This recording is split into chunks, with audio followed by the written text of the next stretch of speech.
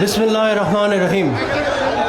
প্রিয় মাতামহরীবাসী, সম্মানিত চেয়ারম্যান, সভাপতি, আমার শ্রদ্ধেয় মাতা পিতা, দলের সকল নেতৃবৃন্দ এবং আপনারা সকল নবীন প্রবীণ তরুণ তরুণী এবং এলাকার মুরব্বীরা যারা সকলে এখানে উপস্থিত হয়েছেন, আপনাদের সকলকে আসসালামু আলাইকুম।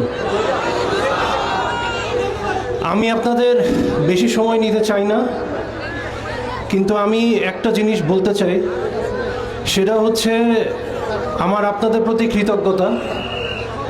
বিশেষ করে আমার বাবা গুম হওয়ার পর পুরা কক্সবাজারবাসী যেভাবে আমাদের পরিবারের পাশে এসে দাঁড়িয়েছিল, তার জন্য আমি আপনাদের সবার প্রতি আজীবন কৃতজ্ঞ থাকব।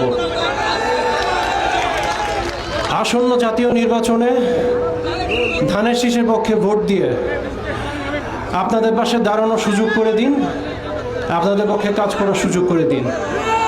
আমি শুধু আপনাদের কাছ থেকে এতটুকু চাই। আসসালামু আলাইকুম।